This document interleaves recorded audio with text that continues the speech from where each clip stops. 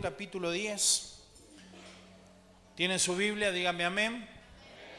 Traiga su Biblia, leamos. Los ministros, los que trabajan, tienen que tener una Biblia en la mano, sea de papel o sea electrónica, pero tiene que tener la Biblia en la mano, no importa si es electrónica. Las electrónicas son muy cómodas, rápidas, pero también la tenga a mano y comparta, lea conmigo. 10:1 dice así: entonces, llamando a sus 12 discípulos, les dio autoridad sobre espíritus inmundos para que los echase fuera, para sanar toda enfermedad y toda dolencia. Los nombres de los 12 apóstoles son estos: primero Simón, llamado Pedro, Andrés su hermano, Jacobo hijo de Zebedeo, y Juan su hermano, Felipe, Bartolomé, Tomás, Mateo el publicano, Jacobo hijo de Alfeo, Lebeo por sobrenombre Tadeo, Simón el cananista y Judas Iscariote, el que también le entregó. A estos 12 envió Jesús y le dio instrucciones diciendo: por camino de gentiles no vayáis, en ciudades de samaritanos no entréis, sino id antes a las ovejas perdidas de la casa de Israel, y yendo predicad diciendo: el reino de los cielos se ha acercado. Saná enfermos, limpiá leprosos, resucitá muertos, echá fuera demonios. De gracia recibiste, da de gracia. No os proveeráis oro, ni plata, ni cobre en vuestros cintos, ni de alforja para el camino, ni de 2 túnicas, ni de calzado, ni de bordón, porque el obrero es digno de su alimento. Mas en cualquier ciudad o aldea donde entréis, informaos quién en ella sea digno de posada así hasta que salgáis. Y al entrar en la casa, saludarla, y si la casa fuera digna, vuestra paz vendrá sobre ella, mas si no fuera digna, vuestra paz se volverá a vosotros. Y si alguno no os recibiere, ni oyere vuestras palabras, salid de aquella casa o ciudad, y sacudí el polvo de vuestros pies. De cierto os digo que el día del juicio será más tolerante el castigo para la tierra de Sodoma y Gomorra que para aquella ciudad. He aquí que yo los envío como ovejas en medio de lobo. Sé pues prudentes como serpientes y sencillos como palomas. Y guardaos de los hombres, porque os entregarán a los concilios y a sus sinagogas os azotarán. Y aún ante gobernadores, reyes seréis llevados por causa de mí, para testimonio de ellos y a los gentiles. Mas cuando os entreguen, no os preocupéis por cómo hablaréis, porque en aquella hora os será dado lo que habéis de hablar. Porque no sois vosotros los que habláis, sino el Espíritu de vuestro Padre que habla en vosotros. El hermano entregará muerte al hermano y el padre al hijo, y los hijos se levantarán contra los padres y los harán morir. Y seréis aborrecidos de todos por causa de mi nombre, mas el que persevere hasta el fin, éste será salvo. Cuando os persigan en esta ciudad, huid a otra, porque de cierto os digo que no acabaréis de recorrer todas las ciudades de Israel antes que venga el Hijo del Hombre. El discípulo no es más que el maestro, ni el siervo más que su señor. Bástale al discípulo ser como su maestro y al siervo como su señor. Si al padre de familia llamaron Belcebú, ¿cuánto más a los de su casa? Así que no les temáis, porque nada encubierto, nada que no haya de ser manifestado, ni oculto que no haya de saberse. Los que os digo en tiniebla, decidlo en la luz. Los que os digo al oído, proclamarlo desde la azotea. No temáis a los que matan al cuerpo, mas el alma no pueden matar. Temed más bien al que puede destruir al alma y el cuerpo en el infierno. No se venden 2 pajarillos por un cuarto, con todo, ni uno de ellos cae en tierra, ni vuestro Padre, pues aún vuestros cabellos están contados. Así que no temáis, más valéis vosotros que muchos pajarillos. A cualquiera, pues, que me confiese delante de los hombres, yo también le confesaré delante de mi Padre que está en los cielos. Y cualquiera que me negare, delante de los hombres, yo también le negaré delante de mi Padre que está en los cielos. No penséis que he venido para traer paz a la tierra.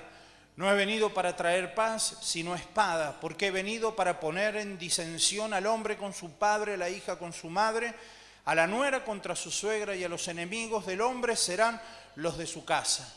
El que ama padre o madre más que a mí, no es digno de mí. El que ama a hijo o a hija más que a mí, no es digno de mí. Y el que no toma su cruz y sigue en pos de mí, no es digno de mí. El que halla su vida, la perderá. Y el que pierde su vida por causa de mí, la hallará. Amén. Gracias, Señor, por tu palabra.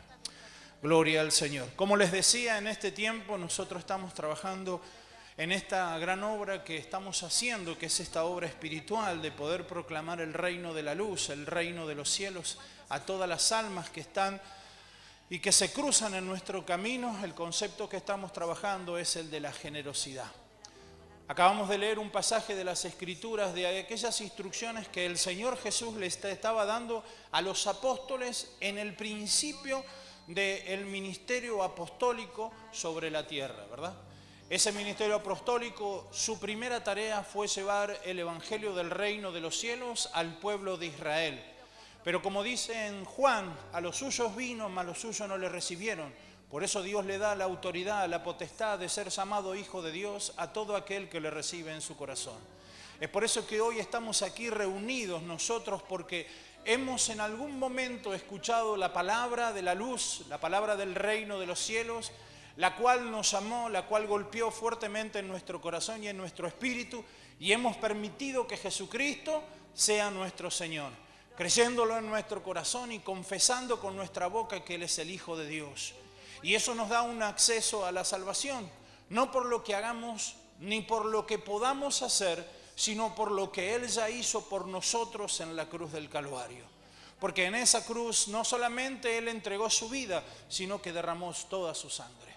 Porque en su cuerpo fue pagado el precio de nuestros pecados, pero su sangre fue la que hizo que ese precio sea efectivo en nuestras vidas. Esa sangre que Cristo derramó, porque sin derramamiento de sangre no hay remisión de pecado.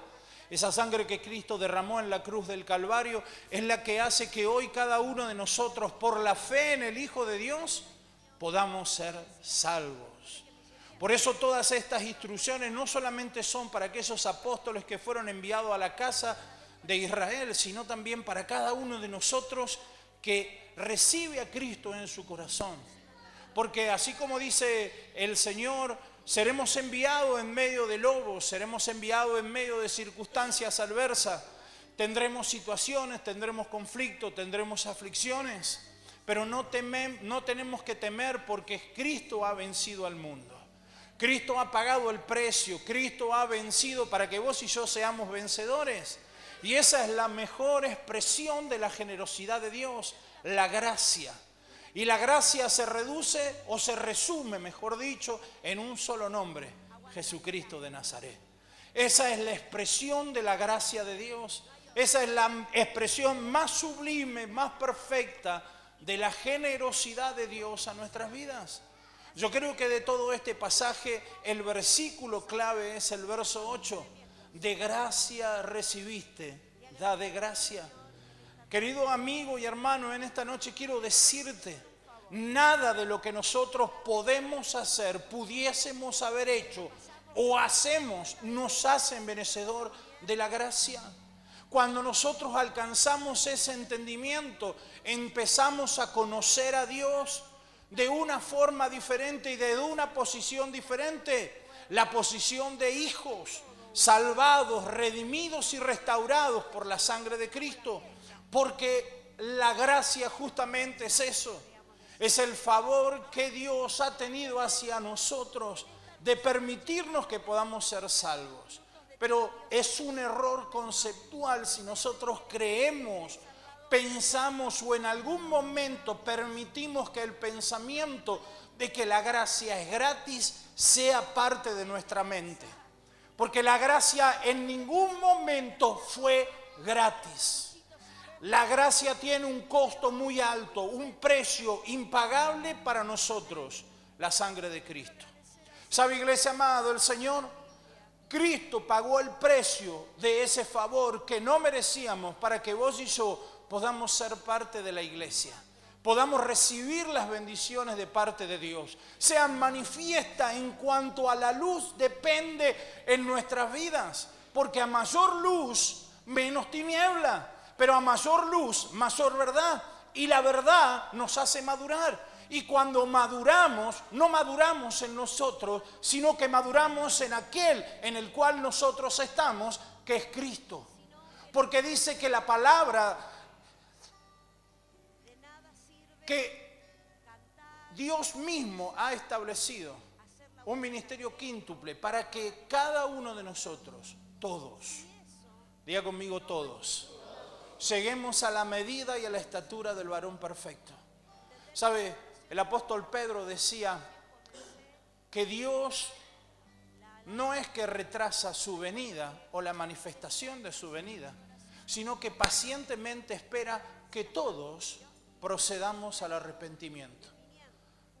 Tito, el apóstol Pablo, escribiéndole a Tito en la carta de Tito, dice que la salvación es manifestada para todos los hombres.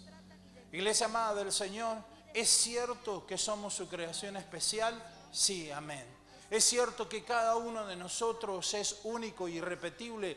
Sí, amén. ¿Es cierto que cada uno de nosotros somos parte de un propósito eterno, de un solo propósito, que es dar a conocer las luz admirables en la cual hoy estamos, cuando fuimos quitados de las tinieblas por aquel que pagó el precio de nuestros pecados? Sí, amén. Pero también es un error pensar que nosotros somos especiales en nosotros. Somos especiales en Cristo cuando estamos en el cuerpo, cuando estamos en Él. Porque cuando Dios nos ve, no ve a un individuo solo. Dios no ve a alguien individualmente, sino que lo ve en el cuerpo. Por eso cuando Dios dice que la salvación se ha manifestado para todos los hombres, Dios no lo está diciendo en forma individual de cada uno de los hombres, sino que está hablando de todos aquellos que estamos en Cristo. Quiere que todos lleguemos a la medida y a la estatura del varón perfecto, los que estamos en Cristo. Por eso nos conviene estar en Cristo. Amén. Decirle al que tenés al lado, te conviene.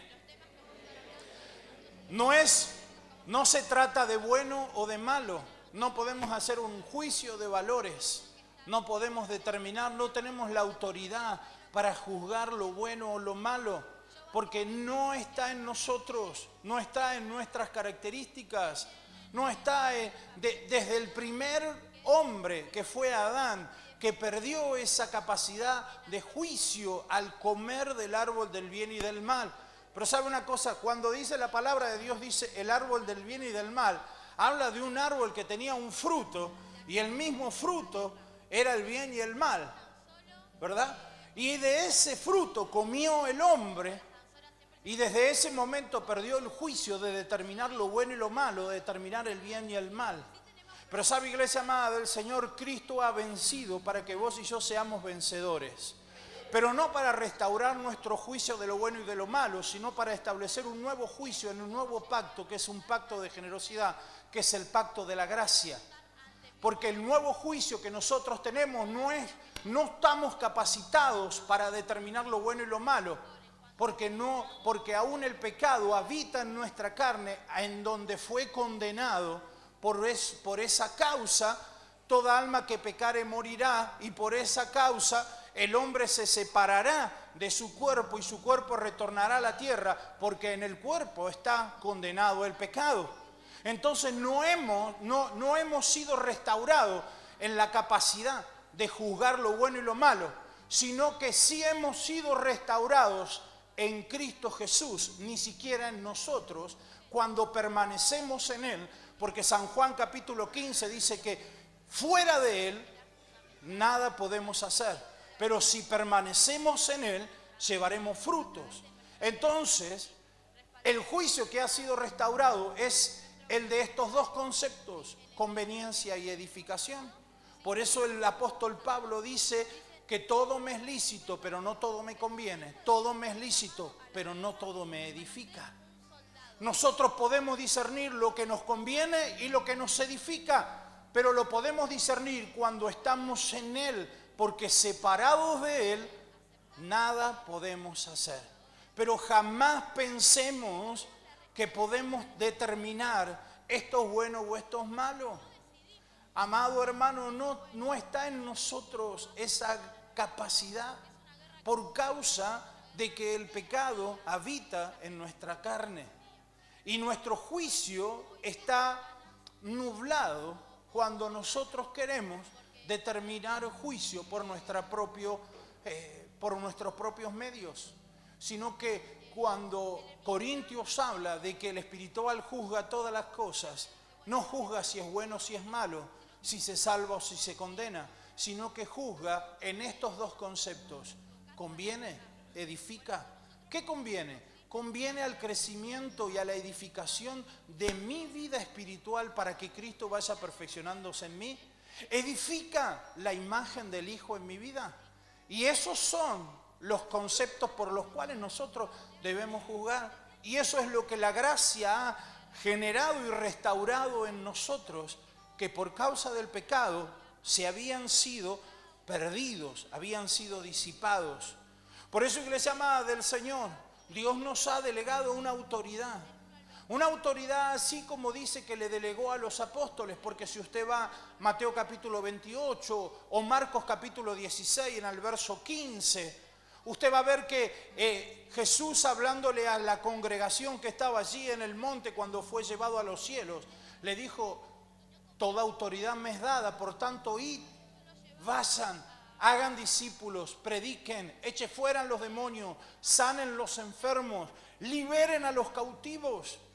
No significa que tenemos autoridad tampoco, y sépame entender, porque ahora vamos a ir a la cárcel y vamos a decir afuera todos los cautivos. No, sépame entender. Cuando la palabra nos habla, jamás nos habla de cuestiones de hombre, ni tangibles ni de esta tierra, porque aunque estamos en esta tierra, no somos de esta tierra.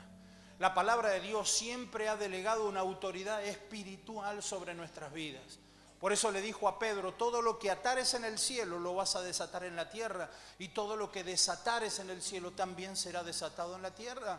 Es por eso que nosotros tenemos esa autoridad delegada por Cristo para poder intervenir e interferir en aquellas cuestiones que tienen que ver con la espiritualidad de los hombres, no en lo natural de los hombres.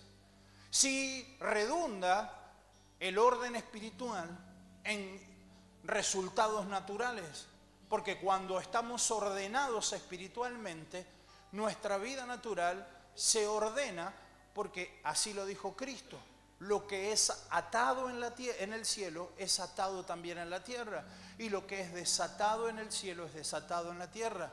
Cuando algo es ordenado en el espíritu del hombre por causa de la presencia del Espíritu de Dios, el cual trae luz para que se edifique la imagen del Hijo en nosotros, comienzan a ordenarse ciertas cuestiones que comienzan a manifestarse en la vida de los hombres. ¿Sabe? Cuando nosotros predicamos y vemos las caras de los que están acá, y yo conozco a la mayoría, por no decir a todos de los que están aquí, conozco sus testimonios, y pudiese tomar algunos ejemplos de cada uno de ustedes para que podamos entender este concepto y para que lo podamos internalizar. Pero no hace falta que eso haga, porque usted mismo ahora es llevado por el Espíritu para que usted pueda ver en su interior, introspectivamente, de que esta palabra es verdadera y cierta, porque usted recuerda que cuando estaba fuera de Cristo había ciertas cuestiones, desórdenes que había en nuestras vidas, que llevaba a conflictos, a caos, a situaciones problemáticas en el hogar, en el trabajo, en nuestra vida, en nuestra salud, ¿verdad? Pero cuando estuvimos en Cristo, cuando la gracia, que es la expresión más perfecta y sublime de la generosidad de Dios, llegó a nuestras vidas, se presentó a nosotros, como así se le presentó a Pedro, como así se le presentó a Juan, a Pablo y a cada uno de los hombres que leemos en las Escrituras. La gracia se les presentó sin que ellos hayan hecho algo, ni por ninguna capacidad extraordinaria, simplemente por amor, poderosamente por amor. Nuestra vida comenzó a ordenarse, pero no de afuera hacia adentro, sino de adentro hacia afuera. Primero Dios restauró nuestra relación con Él para que todas las demás cosas sean restauradas. Porque, iglesia amada del Señor, cuando nosotros estamos en orden con Él, todo lo demás se alinea al orden de Dios en nuestras vidas. Porque todo automáticamente, no me pregunte cómo, por qué o cómo lo hace. Eso está en el misterio de conocer a Dios y a su Hijo Jesucristo. Son los tesoros y las riquezas que están escondidas misteriosamente en el conocimiento del Padre y del Hijo. Amén. Pero nosotros tenemos que comprender que toda esa autoridad y todo eso que ha sido delegado por causa de la gracia, que es la generosidad de Dios, son justamente expresiones de esa misma gracia, las cuales han sido establecidas en nosotros para que seamos administradores de esa gracia. Por favor, hermano, mire lo que le digo, por favor, présteme atención, míreme, porque le suplico, le ruego en el Señor, en Cristo Jesús, jamás permita que ningún pensamiento de ego o de vanagloria le haga pensar que algo que nosotros podamos hacer en la iglesia, en Cristo, para Cristo, es por nuestras gracias o por nuestras capacidades. Porque nada de lo que somos o de lo que tenemos es adquirido por nuestras propias fuerzas, sino que es otorgado por Dios para que un día vayamos delante de su presencia y demos cuenta de qué es lo que hemos hecho con aquello que Dios ha establecido en nuestras vidas. Por eso el apóstol Pablo dice que debemos procurar, ser fieles administradores de la multiforme gracia de Dios. Significa que la gracia de Dios tiene muchas formas. Es por eso que el salmista David, extraordinario, los salmos que David escribía. David escribió aquel salmo glorioso, el Salmo 51, cuando dice: límpiame y seré más blanco que la nieve. Señor, no quites de mí tu Santo Espíritu. Wow. Y dice: vuélveme el gozo de tu salvación. Iglesia amada del Señor, yo quiero decirle, eso está re bueno para este tiempo, para la gracia. Pero David no vivía en la gracia, David vivía en la ley. La salvación de Dios a través de Cristo todavía no había sido manifestada. La presencia del Espíritu en nosotros como morada, como casa o como templo del Espíritu todavía no había sido establecido, sino que el Espíritu se manifestaba solamente en algunos ministerios oportunamente, según lo necesario y según lo que convenía. Pero ¿sabe qué? David decía: no quites de mí tu Santo Espíritu. ¡Wow! ¿Sabe? Pocos hombres en el Antiguo Testamento, en el Antiguo Pacto, habían entendido y habían alcanzado a este pleno conocimiento. Fueron hombres que marcaron su generación. ¿Sabe, iglesia amada del Señor? Eso me hace entender que nosotros como iglesia en este tiempo de la gracia estamos determinados y marcados para marcar esta generación.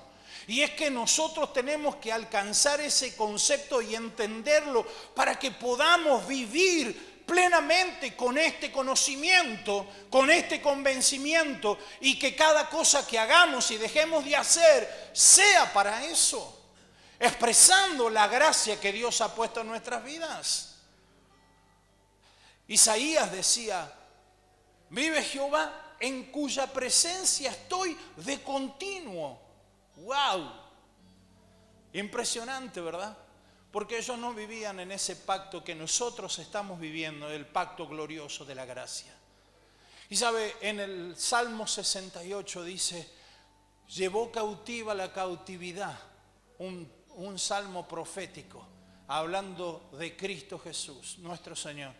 Llevó cautiva la cautividad y dio dones a los hombres, aún a los rebeldes. Significa que Dios a cada uno de nosotros ha dado la expresión, una expresión de su gracia en forma de regalo, de don, sin merecerlo, sin haber hecho nada, para que seamos buenos administradores de esta multiforme gracia de Dios. Cuando entendemos eso, comprendemos que todos somos uno, el cuerpo de Cristo, y que cada uno de nosotros porta la porción de Cristo que ha sido otorgada por medio del Espíritu para que seamos administradores de ella. Por eso nos necesitamos. Por eso necesitamos al otro para continuar edificándonos. Es por eso que nos dolemos cuando nos falta el otro. Por eso, haceme un favor y ayúdame a predicar y decirle al que tenés al lado, te necesito. Dale, pero decíselo con fe, como para que se ponga contento. Te necesito. Decirle, tu porción de Cristo me bendice, me complementa. Jesús le decía estas palabras a los apóstoles y le decía, hay una autoridad que es dada a ustedes para echar fuera demonios, para sanar, para liberar, para trabajar en el ámbito espiritual, para edificar la iglesia, para que podamos seguir creciendo en el conocimiento del Hijo de Dios, ¿verdad? Pero después los advertía, tengan cuidado, tengan cuidados. ¿Sabe? La palabra de Dios a lo largo de toda la Escritura nos muestra y siempre nos está advirtiendo de lo mismo, de aquellos que con falsas enseñanzas y doctrinas de hombres, palabras persuasivas, procuran dañar la comunión del cuerpo, generando divisiones. La misma Escritura llama a esto sensuales. A mí me gusta mucho cómo lo llama el apóstol Judas allí en la última carta antes del Apocalipsis, porque le llama árboles otoñales sin frutos, nubes desarraigadas sin agua, llevadas de aquí para allá por vientos de doctrinas. O sea, no tienen agua, no tienen nada que ofrecer, no hay frutos en su vida, pero son sensuales, seductores, persuasivos y sutiles con las palabras para generar divisiones, para generar separaciones, contienda. ¿Sabe, iglesia amada del Señor?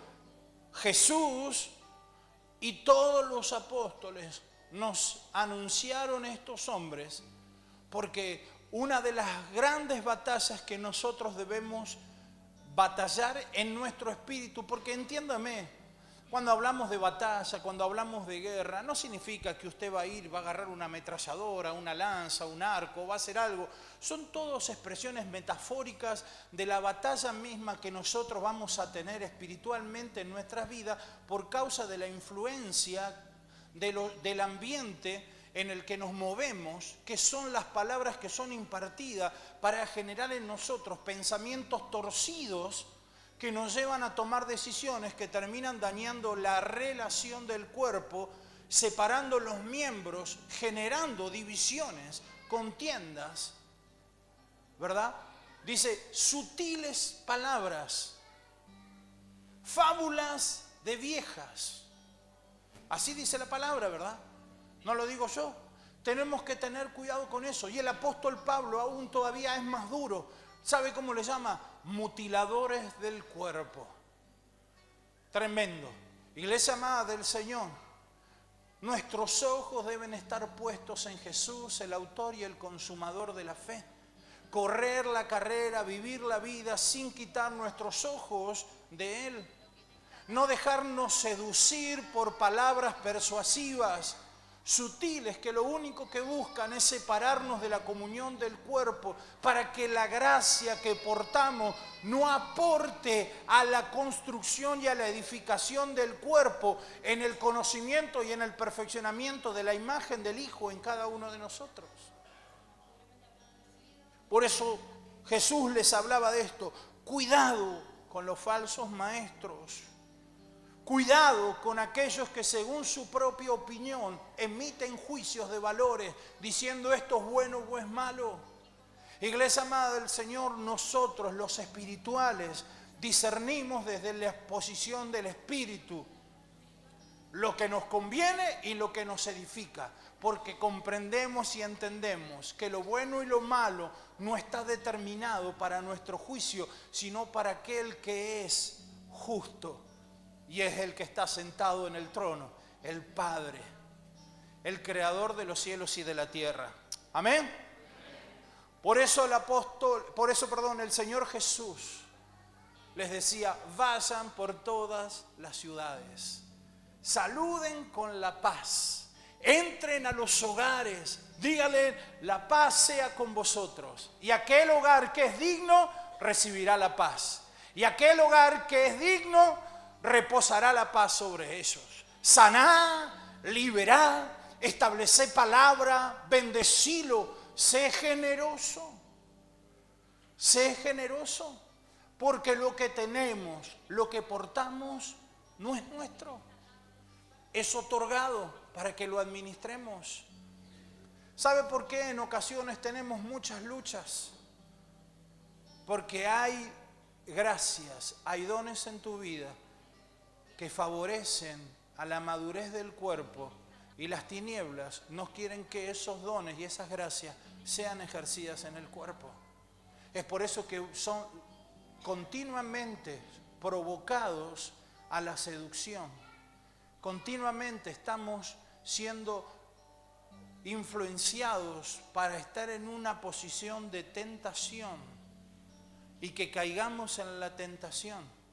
Entonces, nuestro juicio de conveniencia y de edificación se nubla por causa de la presencia de las tinieblas, y dejamos de ser funcionales en el cuerpo para ser apartados del mismo.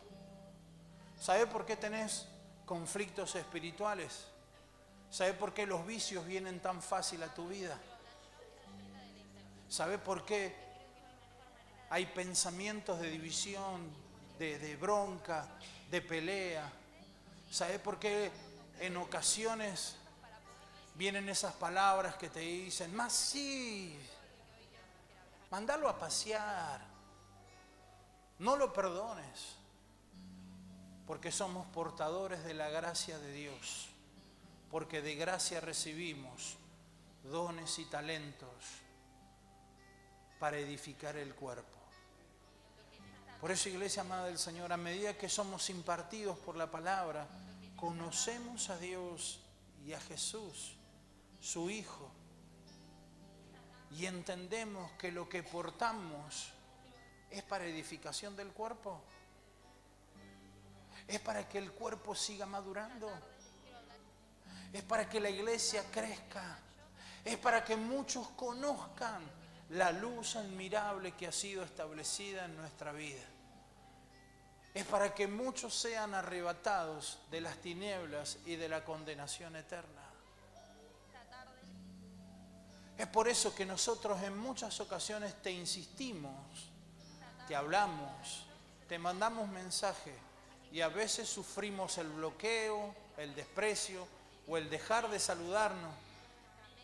Pero sabe, iglesia amada del Señor, no es por nuestra propia conveniencia, es porque al cuerpo le conviene que vos estés en el cuerpo, porque lo que vos portás lo necesitamos, y cuando vos no estás lo extrañamos. Te necesitamos en el cuerpo.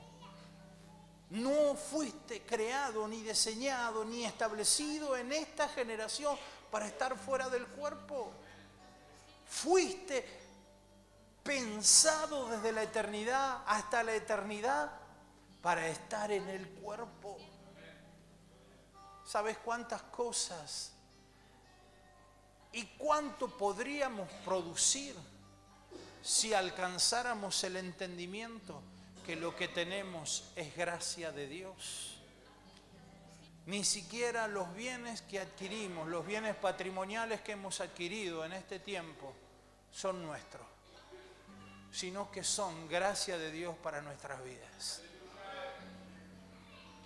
Jamás pensaste que todo lo que tenemos es puesto al servicio de Dios.